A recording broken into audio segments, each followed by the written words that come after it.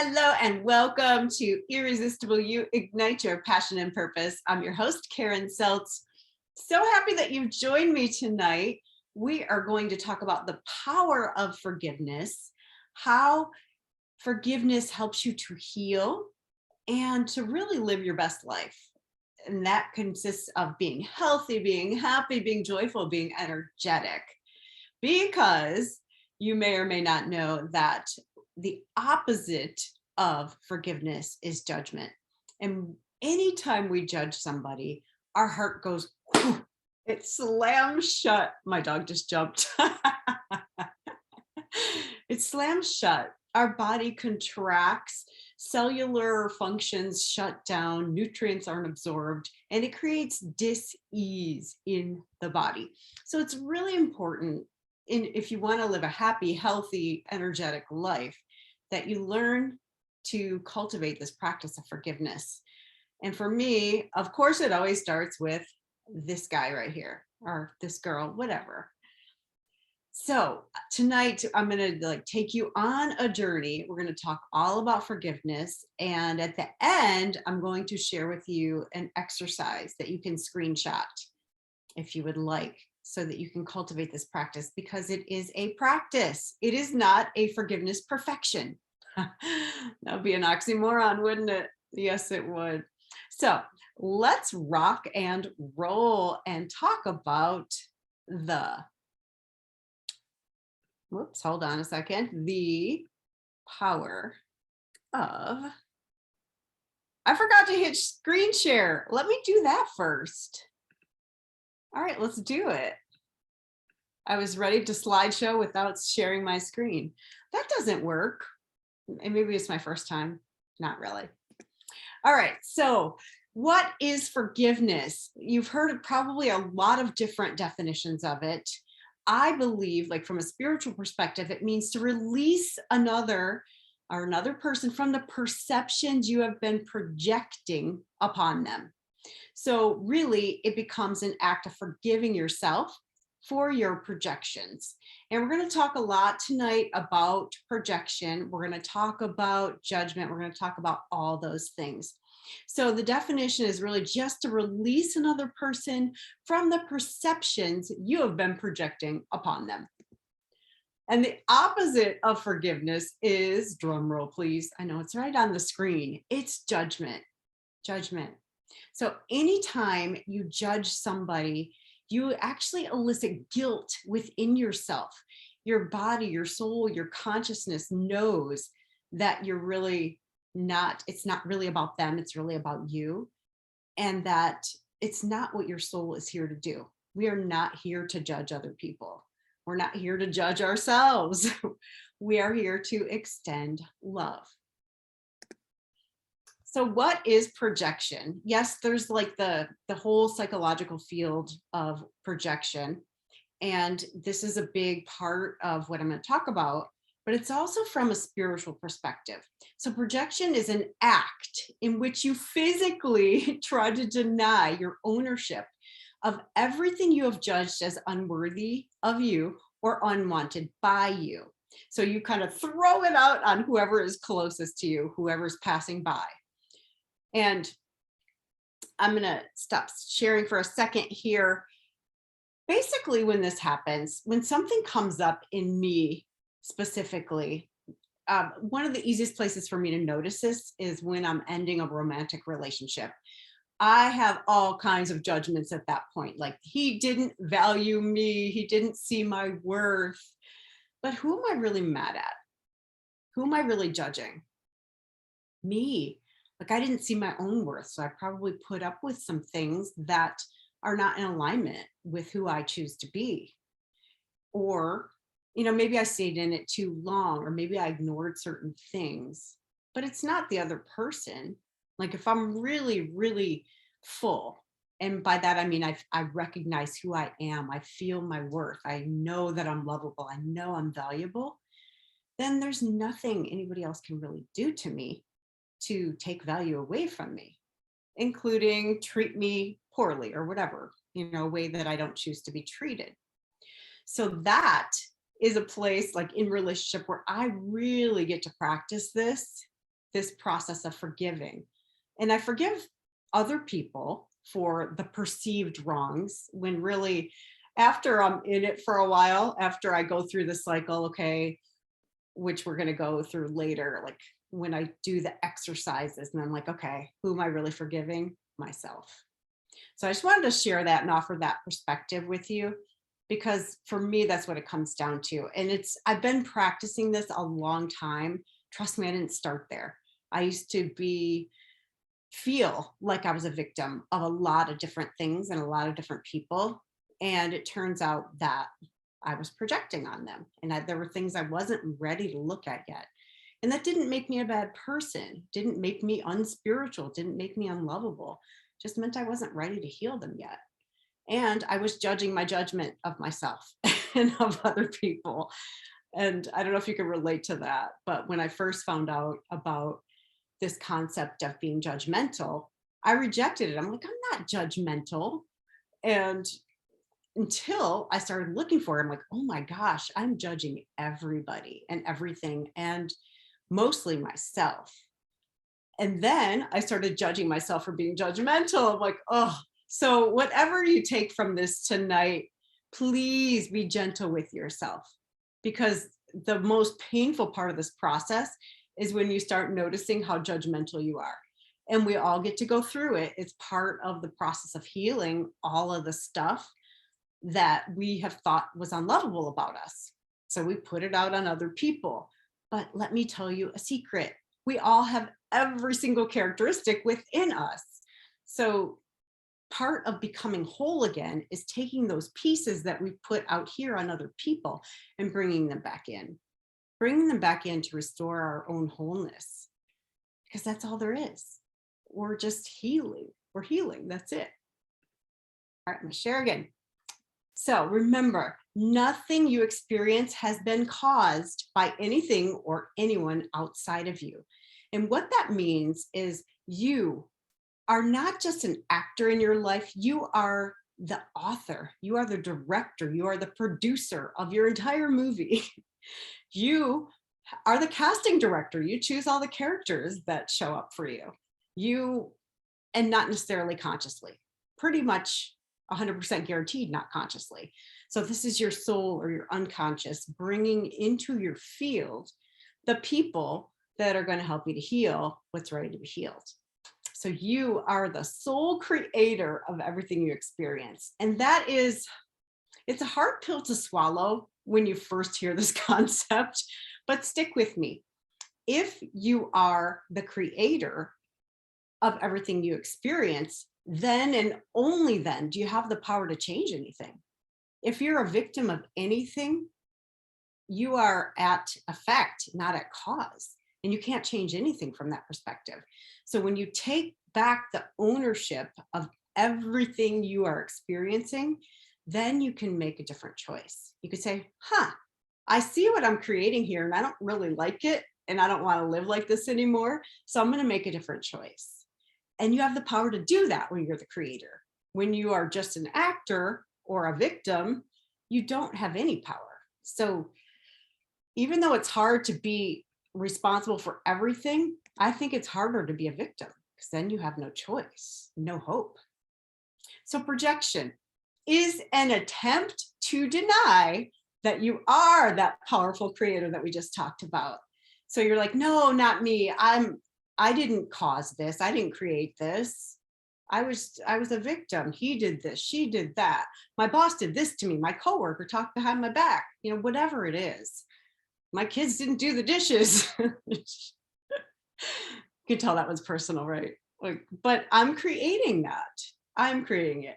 Projection is always denial of a truth that we don't want to see. And it is a lie. It also comes from a belief. And right smack dab in the middle of the word belief is the word lie. So think about that. And beliefs are things, they're thoughts that we repeatedly think over and over until we wire them into our brains. So much so that they become the hardware, they become the program that's running us, that we don't even know they're beliefs anymore. We think they're facts. So why do you project or judge? This is the fun part. because you fear the energy of what is unlovable in yourself, or you remember how hurtful you have been when you acted from that quality. And from that quality, I mean like a certain way of being. So I'm going to give an example of being manipulative. So when I've been manipulative in the past, I've hurt people and I hurt myself and I was embarrassed, especially if they were wise to my manipulation. And so when people are trying to manipulate me, or I perceive that they're trying to manipulate me, I get all, I have like a rise and it's immediate. It's like unconscious and it's immediate. It's one of the things that pushes my buttons. So when that happens, I get to take a breath, take a step back, and go back to my spiritual principles, which are that every single thing people do, they're either extending love or they're saying, I need love, please love me. So it's a cry for help or a cry for love. So when someone's trying to manipulate, they have a perceived need. They are perceiving that they're lacking something, which is also not possible. But how many times have we all been there? Like a zillion for me. A zillion times have I thought I was lacking something and I needed something out here. I needed somebody to fix me, to fill me up, to give me praise or whatever it was, comfort, and it never works. So when I look at a person that is doing a behavior like manipulating and it stirs something up in me, I get to calm myself. And we're going to go through an exercise at the end. But in the meantime, what I do is I take a breath. And whoever I pray to, I say, help me to see this person through your eyes. Because I know that God, universe, spirit sees all of us as love, pure love. We can't really do anything wrong, which is so comforting. We're all innocent. And it is our birthright to be happy. And we're all just trying to be happy. And we're failing miserably a lot of the times, but we're doing our best. So when I do that, it gives me that pause to step back. And then the other thing I do is say, where is that me? Or where has that been me? When have I ever tried to manipulate somebody? Well, the list is long, my friends. So whatever gets stirred up in you, and certain people will stir it up, like family members will stir up certain things. And it's like, but it's taking you back to those old programs and those old beliefs that we formed when we were young that we don't want to believe about ourselves. And I believe that everybody has their own flavor of I am not enough. So I'm not worthy, I'm not lovable, I don't matter, or I'm not enough. There's all kinds of them in that spectrum. So also look for what your flavor is of I'm not enough and make friends with it because it's not going anywhere. Sorry to break it to you. Sorry, not sorry. So the other thing is, this is from 12 step, but they say you spot it, you got it. So if you say, oh, that person's so selfish or he's such an asshole, well, guess who else is selfish and an asshole? Yeah, you and me and all of us, really. We all have every single characteristic within us, and yet we fight. We're like, no, I don't have that one. And I've said this before, and I'm going to say it again, that in order to fully embody something that you want, like power or generosity, you must also embrace its opposite because they're two sides of the same coin. So in order to be powerful, you must embrace your weakness or your sensitivity or whatever you want to call it. In order to be generous, you must embrace your stingy bastard, or bitch, or whatever you want to call it. Like they're both sides of the same coin. And generosity is an easy one to talk about because if you are a generous person, you give to everybody. What does your bank account look like? What does your personal, gas tank look like? If you're giving to everybody else and not to yourself, you are selling yourself short, right? Like you're not giving to yourself and you're the most important person in your life, or at least you get to be. That's what we're working at. So when we are giving without discretion, we don't have enough left for the things that are really important to us. So you can see that you get to be stingy, or whatever you call it, discerning even, so that you have enough to give to the things that are important to you, if that makes sense. All right. So what happens when you project or judge? Well, you believe your anger or hatred or whatever it is, your judgment is justified.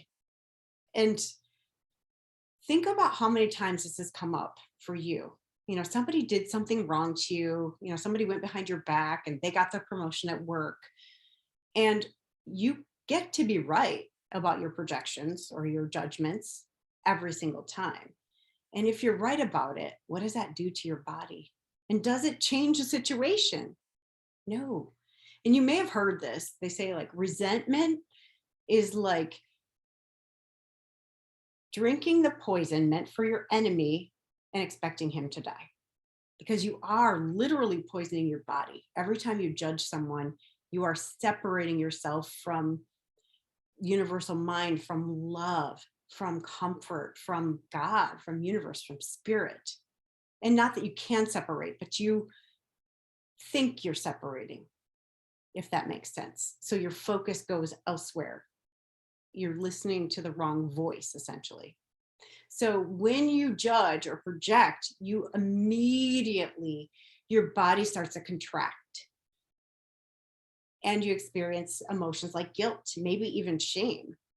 So it's very interesting what happens to us. And for some people, when they go into contraction, their breathing starts to increase. Like it's almost like a survival thing, like, or some people that get muscle aches, muscle pain, some people's energy goes out the window. But you'll notice like everybody has their own things, like what contraction looks like. Some people get migraines. But just notice, you know, when it happens, what preceded it? What was the belief? Or what was in your head? Or what was in your body? Feelings, emotions, right before you experienced that. So this is a fun one. What does reactivity indicate? So the first thing is like, if you get reactive to somebody else, something somebody said or did, that means you're ready to forgive yourself. You're ready for self-forgiveness. So there's something within you that's showing you, hello, here's a mirror for you. It's time. And for me, it's always an exciting time after I get over the initial being right about it and, you know, getting angry and all the things. But then I'm like, oh, cool, something new to heal.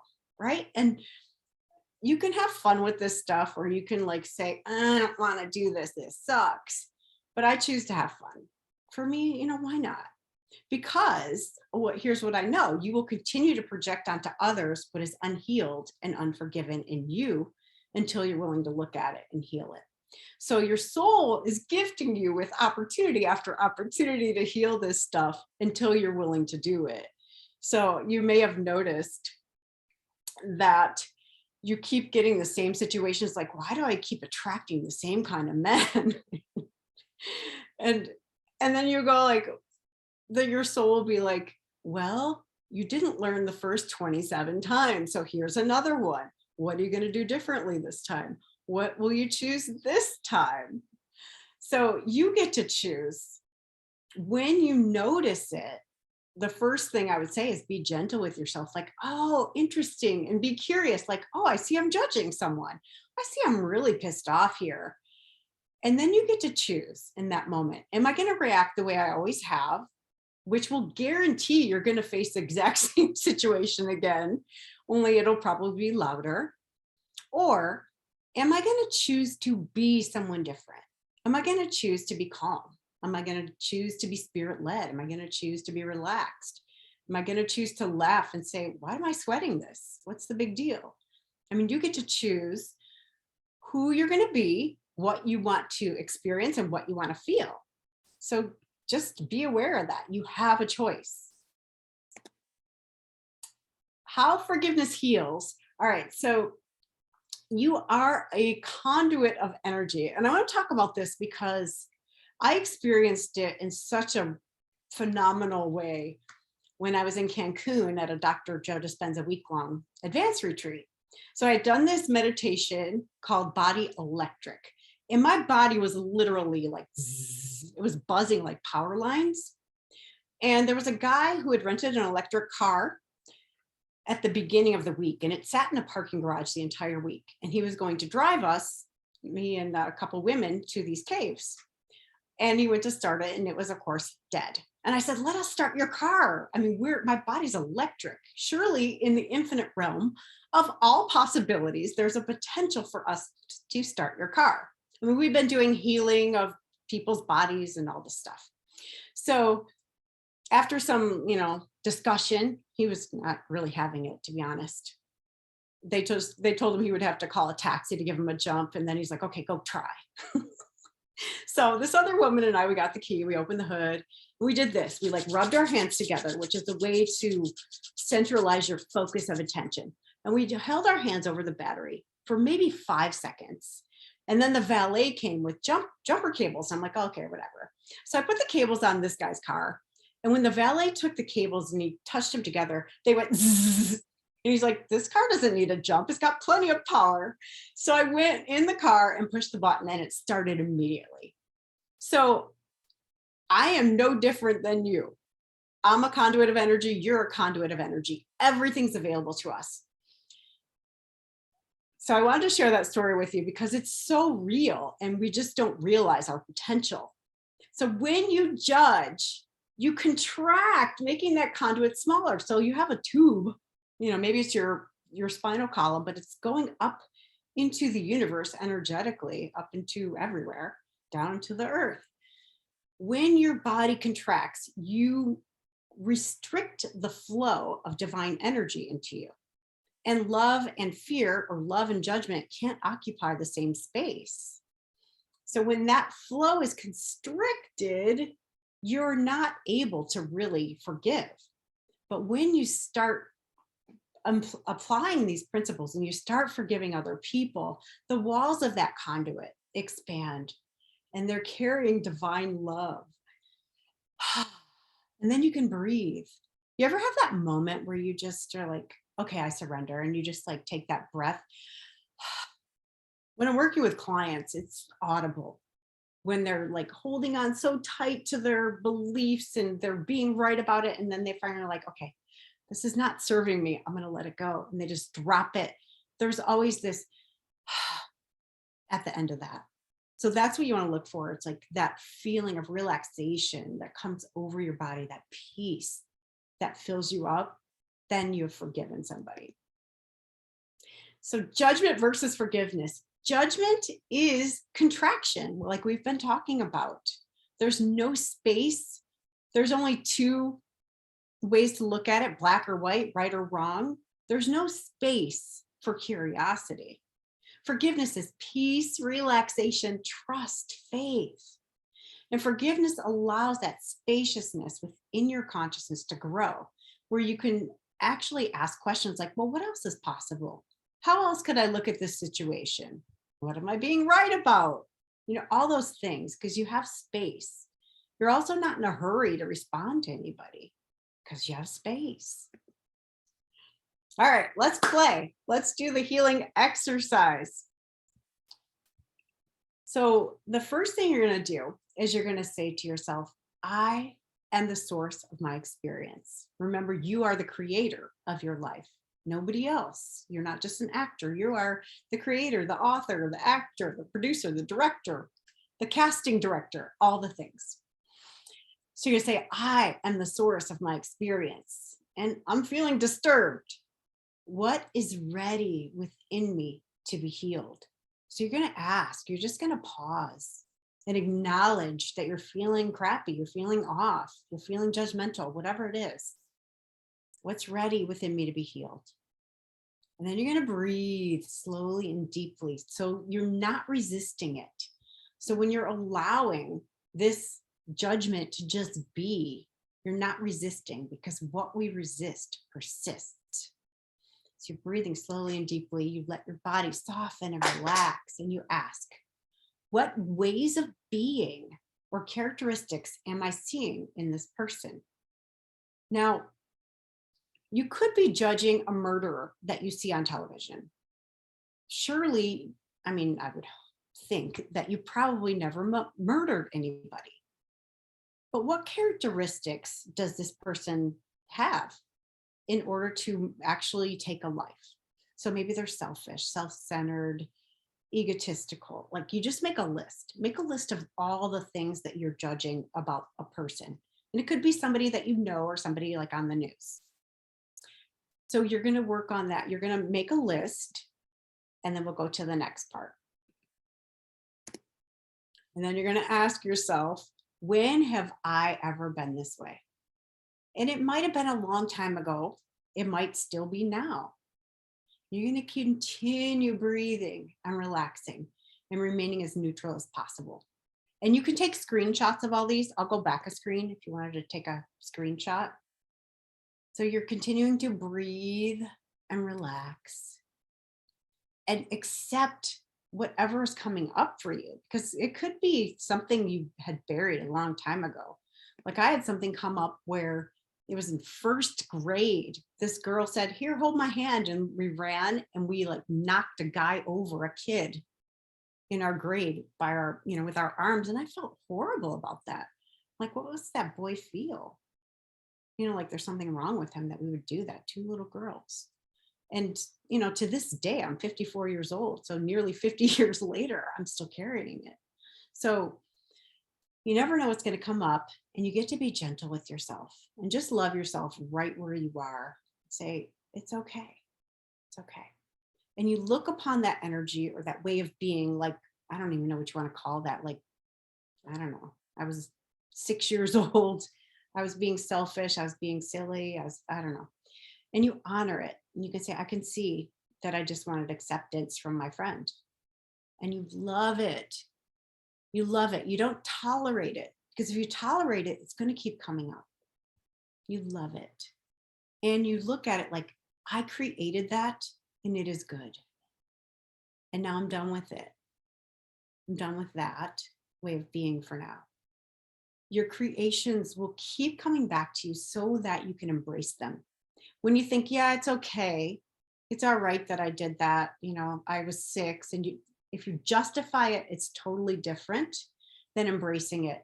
Say, gosh, I love that little girl who just wanted to be loved by her friend and was willing to hurt another person to do it, to receive that love. I must have been really sad and really hurting in order to do that to another human being. Yeah, I can love her. I can love that little girl. So it's not tolerating it, it's embracing it, because the only way to transform these things is to really take them into your heart. So the next part is you say to yourself, I forgive myself for being selfish, for being hurtful, for being manipulative, whatever came up for you. I forgive my judgment of myself. I choose now to have only loving thoughts. And that includes about yourself, especially about yourself. So remember, we started this by looking at another person. And that person, the person that triggers you the most, is the biggest gift in the world to you, because they are the mirror of the parts of you that are unhealed or unclaimed. Like, you took all these parts of you that are just as lovable as all the other parts. And you're like, no, you're not welcome here. When I showed up selfish, my mom didn't love me. So I took that selfishness out and put it somewhere else. So you're bringing all those pieces back, because when we take them all out, like selfishness, you don't belong here, you take it out. Bitchiness, no, you got to go. And you look down and you're filled with holes. So what do? We look outside of ourselves. We're like, okay, praise, you come in here. And we try to fill all those holes. Drinking, shopping, gambling, sex, like, we fill those holes with something. Whereas if we just brought back the bitchy little whatever, selfish bitch, we would feel whole again. It's that simple. It's not easy, but it's simple. So then you pray or you ask, whatever your spiritual beliefs are, just pray or ask your higher self. Replace my perception with the truth. May I see the innocent light within this person. May I see this as a cry for love and healing, and may I feel compassion. And whatever you're extending out toward other people, you will receive for yourself. Then you're going to ask yourself, what is this mirroring to me? What is this showing me? What part of myself have I rejected that is ready to be healed? And what is it masking within this other person? What are they trying to hide? Each moment you choose forgiveness, you are saving yourself 1,000 years of suffering. That is a quote from this book that I study called The Way of Mastery, which I absolutely adore. If you're interested in it, it's on shanticristo.com. So I believe that we're here in this lifetime and we're going to have many more. And every time we forgive, we can reduce our suffering by 1,000 years. What's a guarantee? So at the end of each day, you get to look upon everything that you created throughout the day and say, I release and forgive this day. It has been perfect and it is done. And then let it go. Let it go. Because then you can lay your head upon your pillow and be clear and know that you did your best. And this is a practice. You get to keep at it every single moment of every single day. And when you forget, it's okay. You get to be gentle with yourself. You get to love yourself and say, I did my best today. I hope this helped you. I would love to hear from you. If you want any other topics covered, please DM me or email me. And I will see you right here next week on Irresistible You. Bye.